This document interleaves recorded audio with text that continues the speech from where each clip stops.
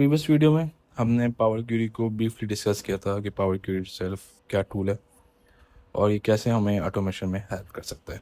वीबेयर से कैसे ये सेल्फ डिफरेंट है। इस वीडियो में हम पावर क्वेरी के मुख्तलिफ सोर्सेस से हम डाटा को कैसे एक्सट्रैक्ट कर सकते हैं।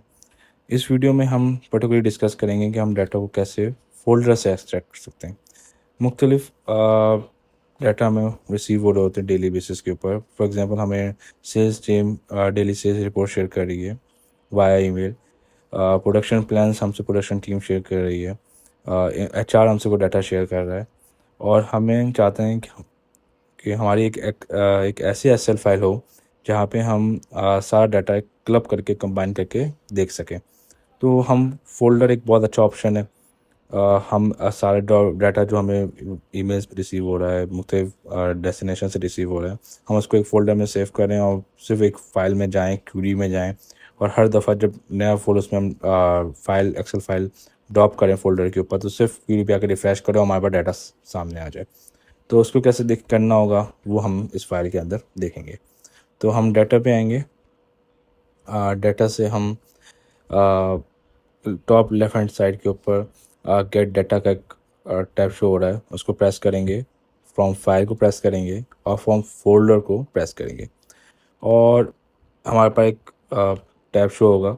इसमें हम पूरा पाथ जहाँ पे हमारा डाटा मौजूद है, जिस फोल्डर से हमें डाटा एक्सट्रैक्ट करना है, वो उस पावर क्यूरी को बताएंगे। पावर क्यूरी वीबी की तरह डाटा को पूरे आपके प्रोसेस को रिकॉर्ड कर रहा है। Data import from folder press किया मैंने, डाटा यहाँ पे मेरा डाटा मौजूद है। मैं इसको ओपन शो कर दूँगा। जब मैं इसको ओपन करूँगा पावर क्यूरी थोड़ा टाइम लेगा, डाटा को लोड करेगा। कंबाइन को हम बाद में डिस्कस करेंगे ये क्या चीज़ है। अगर आपका डाटा बिल्कुल रेडी फॉर्मेट में है तो आप लोड दबाइए, डाटा आपका लोड हो जाएगा। लेकिन अगर आप चेक करना चाह रहे हैं या इसमें फॉर्मेटिंग करना चाह रहे हैं तो आप ट्रांसफॉर्म डाटा को प्रेस करेंगे। आपके पास पावर क्यूरी की विंडो ओपन हो जाएगी। इसमें आप देखेंगे तो मुख्तलिफ इसको हम ब्रीफली डिस्कस करेंगे। कंटेंट के ऊपर हम आएंगे। यहाँ से कॉन्टेक्ट में जो दो एरोज डाउनवर्ड एरो शो हो रहे हैं इसको हम प्रेस करेंगे और यहाँ पे अपनी फाइल्स को आके शीट को क्लिक करेंगे और शीट को सिलेक्ट करेंगे। जैसे देख सकते हैं शीट के अंदर मेरी इस फोल्डर में एक ही फ़ाइल मौजूद थी। अगर एक से ज़्यादा फाइल्स होती हैं तो यहाँ पे शीट 1 शीट 2 शीट 3 इस तरह करके ये फोल्डर्स के नाम मौजूद मुझे शो हो रहे होते हैं। मैं इसको ओके प्रेस करूँगा और मेरा डाटा लोड होना स्टार्ट हो जाएगा क्यूरी के अंदर।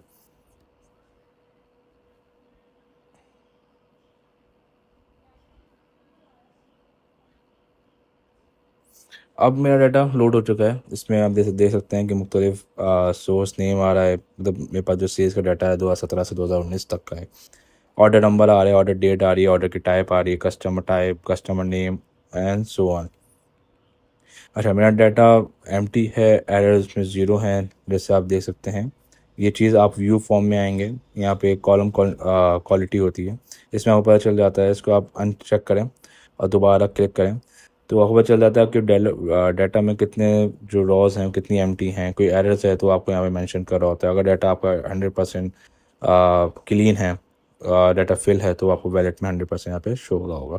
यहाँ पे आगे मेरे पास कुछ डाटा होंगे जो एम्प्टी भी होंगे, मैं वो दिखा देता हूँ। हाँ, तो यहाँ पे देख सकते हैं कि मेरे पास डाटा कुछ भी नहीं है, नल यहाँ पे मेंशन हो रहा है। तो वैलिड 0% है, एरर 0% है और एम्प्टी जो है वो 100% मुझे बता रहा है कि आपके ये जो कॉलम्स हैं ऑनवर्ड ये सारे एम्प्टी हैं। मैं चाहूँ तो इनको रिमूव कर सकता हूँ लेकिन मेरी वीडियो डाटा एक्सट्रैक्शन के ऊपर है तो मैं इसके ऊपर नहीं जा रहा हूँ। अब मैं अब वापस होम टैब पे आऊँगा। मेरा डाटा देख लिया मैंने, फॉर्मेटेड है, सब कुछ सही है। मैं टॉप लेफ्ट हैंड साइड के ऊपर क्लोज एंड लोड आ रहा है। मैं क्लोज एंड लोड प्रेस कर दूंगा। क्लोज एंड लोड किस तरह करते हैं वो भी 4 तरीक़ों से आपको डाटा लोड हो सकता है एक्सेल फाइल के ऊपर, लेकिन वो हम मुख्तलिफ वीडियोज़ में इसको देखेंगे। हमारे पास एक्सेल फाइल के ऊपर 2017 से 2019 का डाटा लोड हो चुका है। अब मेरे पास फॉर एग्जांपल नेक्स्ट डे मेरे पास एक और ईमेल आती है जिसमें मुझे सेल्स डाटा शेयर किया जाता है 20 से लेके 22 तक का। अब मैं उसी फोल्डर में आता हूँ। मैं ईमेल से डाटा सेव कॉपी किया और मैंने अपने आके इसी डाटा के फोल्डर के ऊपर जहाँ से मैंने अपनी क्वेरी को डाटा को लोड किया था वहाँ पे आके इसको सेव कर दिया। मैं वापस फाइल से बाहर आया और मैंने अब देख सकते हैं 2017 से 2019 डाटा यहाँ पे नीचे 2020 से 22 का डाटा शो नहीं हो रहा। मैं डाटा के ऊपर आऊँगा, रिफ्रेश दबाऊँगा, रिफ्रेश ऑल कर दूँगा, रिफ्रेश दबा दीजिए, आपकी मर्ज़ी है। और आप देख सकते हैं कि मेरे पास डाटा मौजूद है। इसमें कॉलम्स के नाम, जो कॉलम के नेम हैं वो सेम होने चाहिए, वरना कॉलम के अगर नेम सेम नहीं होंगे तो फिर ये आपको एरर दे देगा। उस एरर को कैसे सॉल्व करना है वो भी हम अगली वीडियोस में देखेंगे। अभी तक के लिए डाटा एक्सट्रैक्ट फॉर फोल्डर के लिए इतना ही।